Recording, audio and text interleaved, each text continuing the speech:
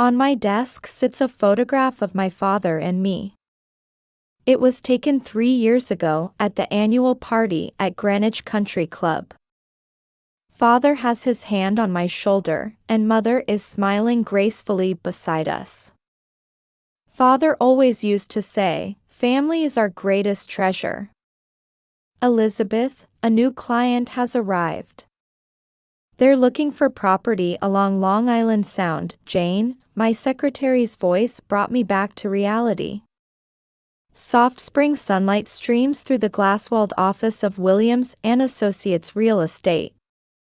In this Victorian building facing Greenwich Avenue, Father had built his honest real estate business for over 30 years. "Thank you, I'll be right there.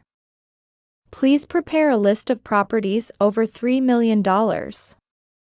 I adjusted the collar of my Navy Theory pantsuit and gently touched the photograph. It's been 3 years since Father passed away in an accident. Until that day, I thought we were the perfect family. Every Thanksgiving, we'd gather around Mother's homemade turkey and share stories about the year. At Christmas, the three of us would always enjoy dinner at Le Penguin. For Father's birthday, we traditionally had picnics at Binney Park. Mother walking arm in arm with Father under the falling cherry blossoms looked just like young lovers. Those peaceful days came to an abrupt end. I succeeded Father as vice president and lived in our spacious house with Mother. On holidays, we'd enjoy brunch at Sweet Lady Jane's, and sometimes attended charity events together. After Father's death, Mother initially immersed herself in her hobby of gardening, but gradually began going out more. The first big change came when Mother joined the tennis club at Greenwich Country Club. "Elizabeth," Jane told me. "I heard you were working late again yesterday. Your father would be worried." Mother visited my office one day, unusually. In her Ralph Lauren tennis wear, she looked somehow younger. Mother was beautiful and the envy of everyone around her. "I'm busy with work. There's a new property assessment, and next week there's the charity auction preparation. Why don't you find something to enjoy besides work? Why not come to the tennis club? We have a new coach. He's wonderful. Everyone's desperate to book his lessons." There was a bounce in Mother's voice. After that, I began hearing more about her tennis lessons, especially about the new coach. Her twice-weekly lessons increased to 3 times, and "lunch with tennis friends" became a regular phrase. "Carol, your form is perfect. Just like a professional." One day, after finishing a meeting with a client, I stopped by the club to pick up Mother and heard that voice. A young, athletic man in a Lacoste polo shirt stood close to Mother, giving careful instruction. Brandon Taylor. He had a background as a retired professional tennis player turned coach. An expensive brand watch gleamed on his arm, and his refined manner fit seamlessly into Greenwich's upper-class society. Then that day came suddenly. "Elizabeth, I'm engaged to Brandon." A large diamond ring sparkled on Mother's finger. I was speechless. Just 3 years after Father's death. Only 3 months of dating. It was all beyond my comprehension. Don't I have the right to be happy? You might not understand, but all my friends my age are supportive. Brandon truly cherishes me. To find such a wonderful connection at my age. There was a strong determination in Mother's voice. It was an expression I'd never seen before. I returned home with heavy steps. The white colonial house Father had chosen used to welcome me with warm lights. But tonight, there was a cold air about it. A Lexus SUV was parked in the driveway. Brandon's car. The Mercedes that father used to drive had already been sold by mother. When I opened the front door, I heard voices from the living room. Mother sat on the pure white sofa, deep in conversation with Brandon. On the antique coffee table in front of them sat a box of wedding cake samples from Sweet Lady Jane's and a bottle of Dom Perignon. Mother wore a new Carolina Herrera dress and had a somewhat happy expression. "Welcome home, Elizabeth." Mother's voice carried a hint of tension. Brandon stood up and turned to me with graceful movements. His Tom Ford suit suited his well-built frame perfectly. "Elizabeth, Carol and I have important matters to discuss tonight. We were just talking about setting a wedding date." His tone was polite but carried something triumphant. I glanced at the spot above the fireplace where father's photograph used to hang. Now an expensive modern art painting hung there, with no trace of father's presence. The living room's atmosphere had changed dramatically over the past month. The British antique furniture father loved had been cleared away one by one, replaced with modern designer pieces. "Mom, where are the photos? And Dad's study furniture?" "I'm starting to redecorate bit by bit. A new life needs a new environment, don't you think?" Brandon agreed.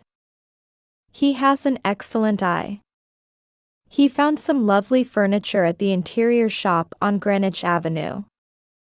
With those words, something inside me crumbled decisively. It was as if father's presence was being erased from the house. Marriage after just 3 months. It's too rushed.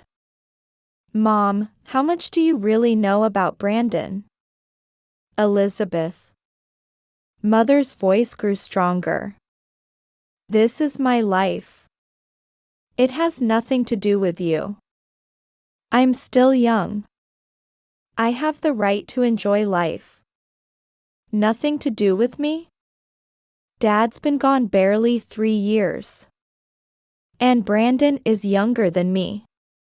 Everyone at Greenwich Country Club is gossiping about it. Age and other people's gossip don't matter.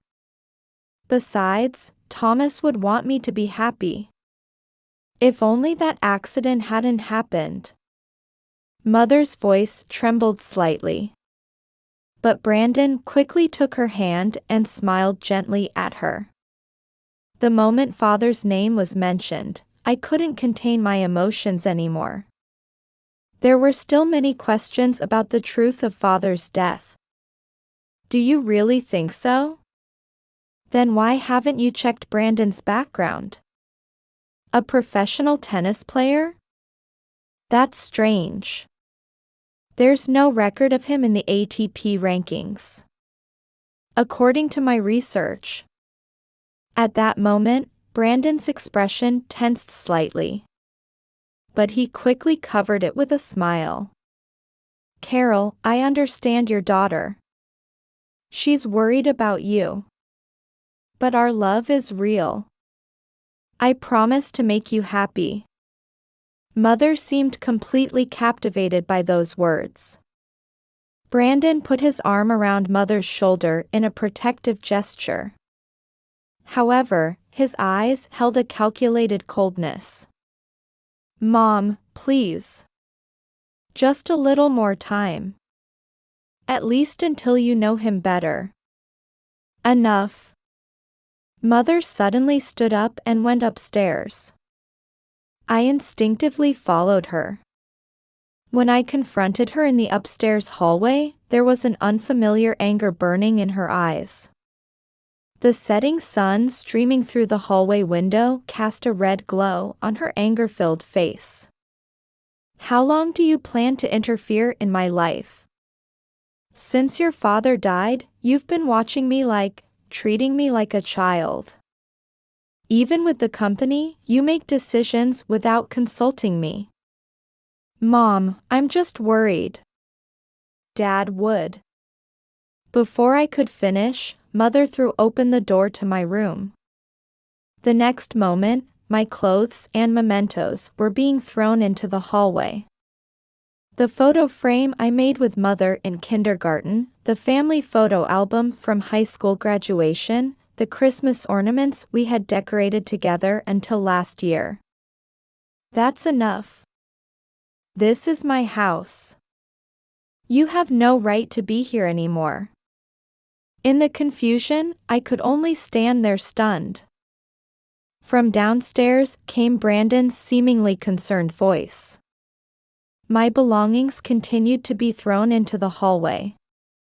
Childhood photo albums, the Cartier watch Father gave me for graduation, the Hermès jewelry box Mother and I bought together in Paris, memories packed into each item were being roughly handled. Take the rest of your belongings within 24 hours. Anything after that will be disposed of. The new life doesn't need old things. Mother coldly declared, grabbing my arm and dragging me to the stairs. The strength in her hand was so strong and cold, I could hardly believe it belonged to the mother who used to embrace me so gently. Standing before me at the entrance, Mother delivered her final words. Brandon watched from behind with a seemingly worried expression. There's no place for you here anymore. The heavy front door closed with a loud bang. The cold spring night air enveloped me. The street lamps of Greenwich Avenue cast long shadows of my bewildered figure.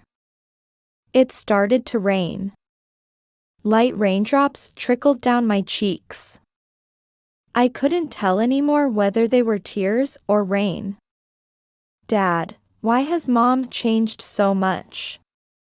You'd be so sad if you could see this.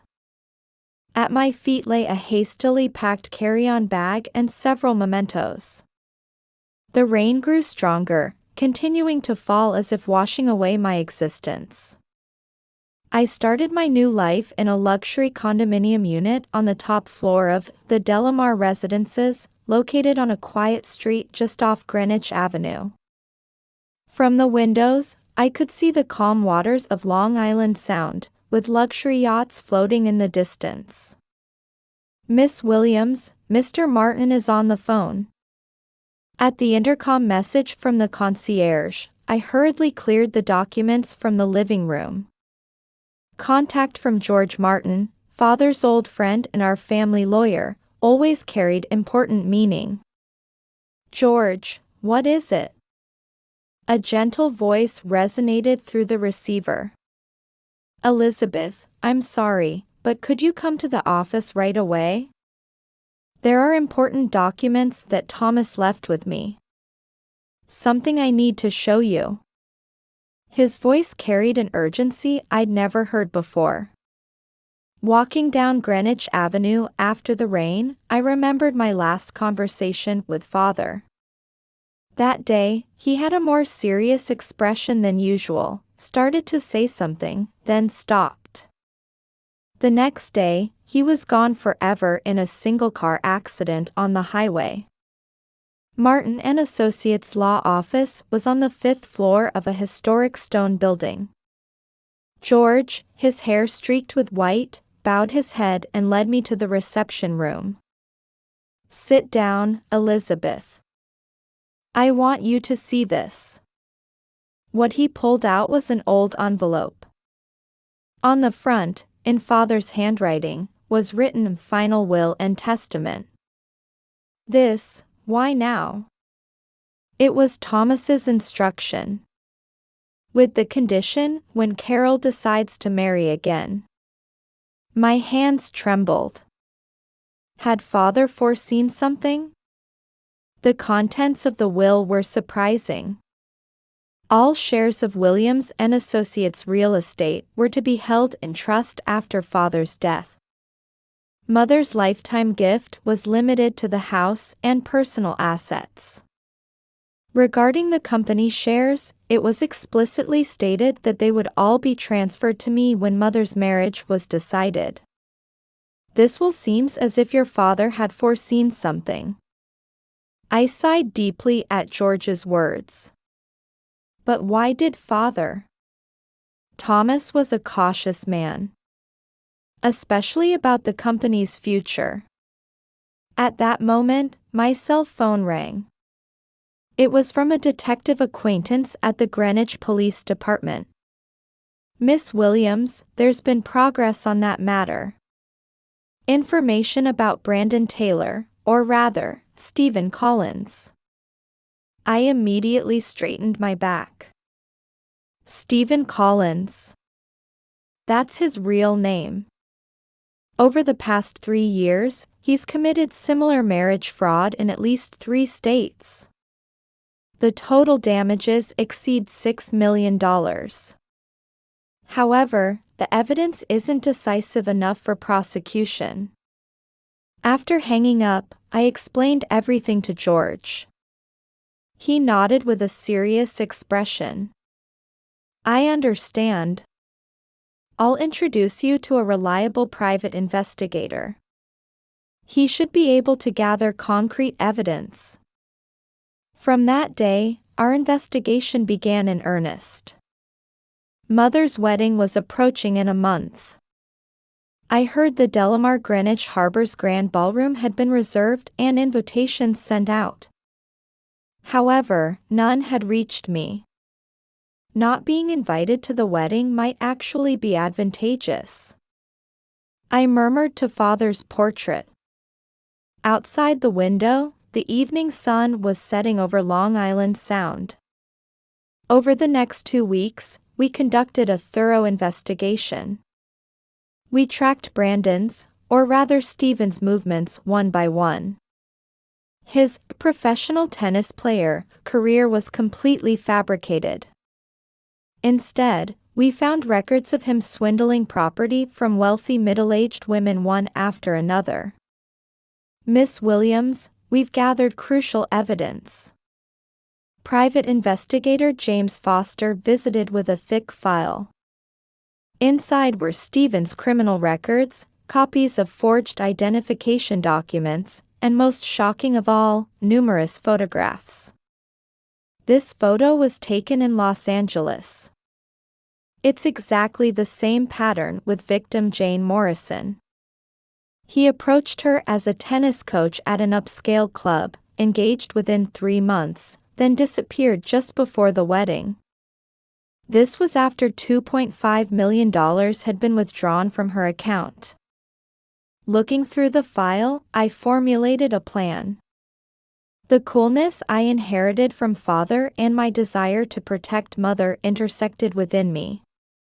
George, when does the will take effect? From the moment the engagement is officially announced. In other words, the company's control should pass to you immediately. I stood up and walked to the window. The street lamps of Greenwich Avenue were beginning to light up one by one. How many guests at the wedding? Over 200, James answered. Many of Greenwich's notable figures have been invited. I see. In front of everyone, then. Elizabeth, what are you thinking? George asked worriedly. Don't worry. I have a plan. The role father entrusted to me at the end. I'm just fulfilling that. The massive chandelier at the Delamar Greenwich Harbor cast light on the pure white wedding dress. More than 200 of Greenwich's elite had gathered in the grand ballroom.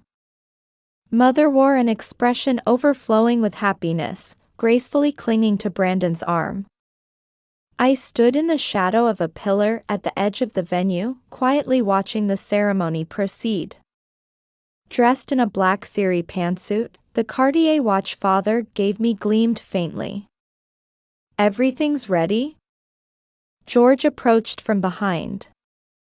His navy Brooks Brothers suit enhanced his dignified atmosphere. Yes, perfect. I checked the documents in my clutch bag. Father's will and the evidence documents about Stephen Collins were properly stored. The ceremony began. The solemn sound of the pipe organ reverberated off the pure white marble walls. Sunlight streaming through the 20-meter-high stained glass windows adorned the venue like a divine blessing. Stephen was making his final preparations in the waiting room.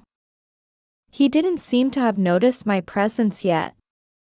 The minister solemnly conducted the ceremony. Mother wore an expression of happiness I had never seen before. Her Carolina Herrera wedding dress enhanced her elegant figure. If anyone has reason why this marriage should not take place, speak now or forever hold your peace. Wait. I emerged from behind the pillar. The venue fell silent.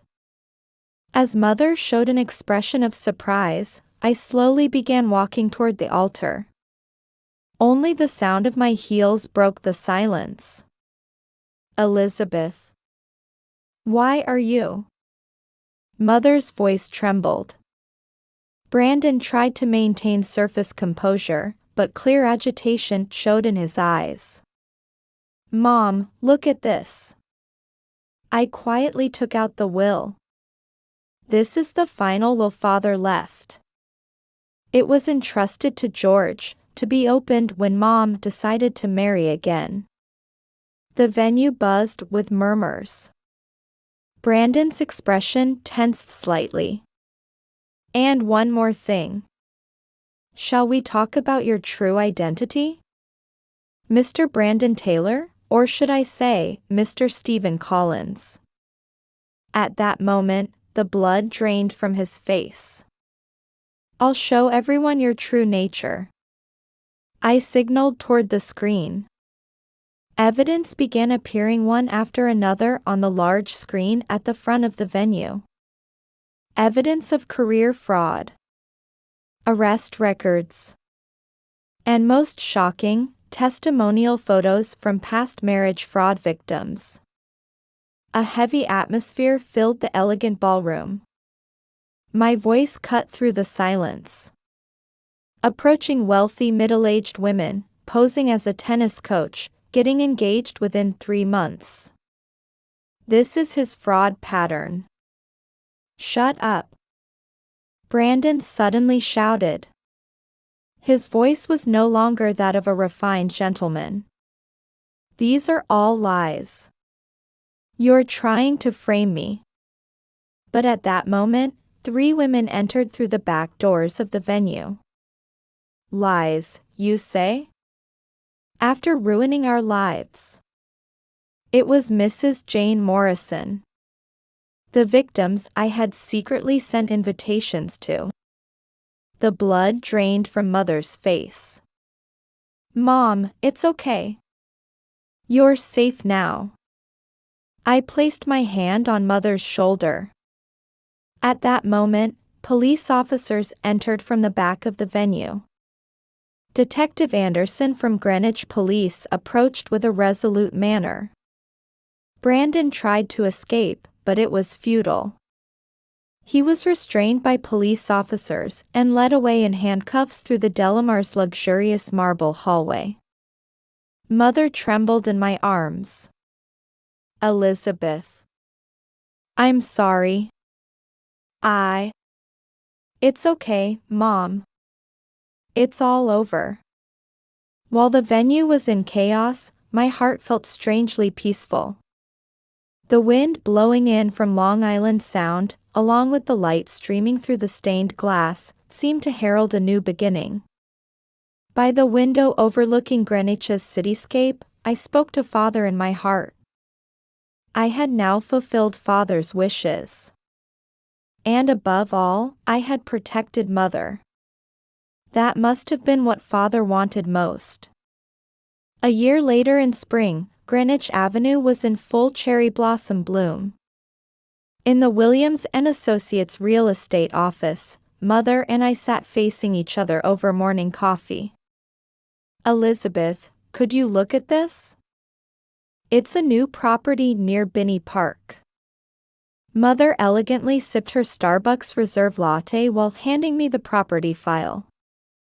She now works in the public relations department of the real estate company. In the company that I became president of, following Father's wishes, she found her new role. It's a good property. The pricing is appropriate too. As I reviewed the file, I reflected on the changes of the past year. After the events at the wedding, Mother was temporarily overwhelmed by a deep sense of loss. However, through that process, she found her true strength. I was wrong back then, Mother said quietly, gazing at the cherry blossoms outside the window. I almost lost everything. The company, family, and most importantly, my bond with you. That's all in the past now, Mom. I gently held her hand. Mother's finger no longer bore that diamond ring. Instead, her wedding ring from Father had returned. But thanks to you, I woke up.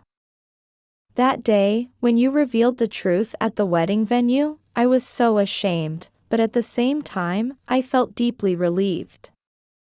Outside the office, luxury cars passed by, and people enjoyed the spring weather on the street.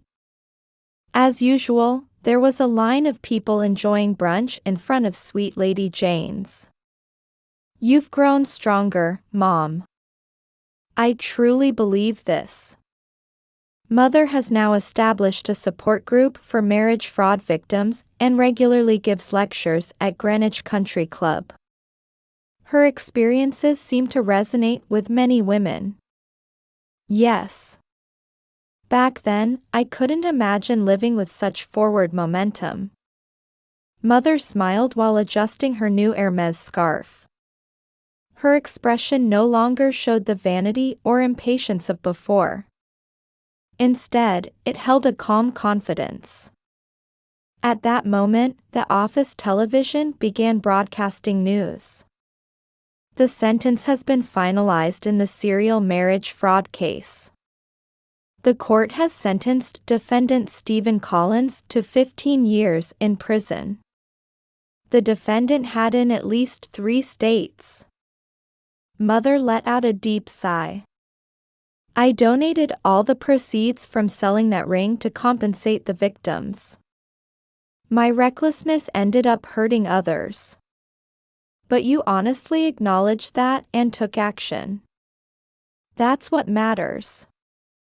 On holidays, Mother and I often enjoy brunch on the terrace of the Delamar Hotel overlooking Long Island Sound. What was once an awkward place has now become our precious spot for making memories. In the afternoon, we visited Father's grave. His grave stands in a quiet section of Greenwich Cemetery. The spring sunlight gently illuminated the white marble tombstone. Thomas, you were thinking of us until the very end. Mother laid down flowers and shed tears.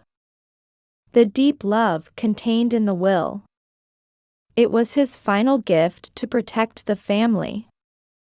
Dad's company is still going strong. The new projects are progressing well too. I smiled at Father's photograph. In the photo, he wore his usual warm smile. As we left the cemetery, dusk was approaching Greenwich. On our way back, Mother suddenly stopped and embraced me. Thank you, Elizabeth. I'm so glad to have you. Those words brought tears to my eyes too. The mother-daughter bond that had nearly broken has now grown stronger than ever before. Let's have pizza delivered to Skyview. I invited Mother. Skyview is the nickname for my luxury condominium. It's become a place where Mother and I often share dinner lately. Oh, that sounds lovely. That Italian pizza you chose is really delicious. We started walking arm in arm. The street lamps along Greenwich Avenue began lighting up one by one. The spring evening breeze swirled cherry blossom petals through the air. It's the beginning of a new life, isn't it? I nodded quietly at Mother's words. Indeed, this is a new beginning. But we've learned that it's not about discarding the old, but about continuing to protect what's precious.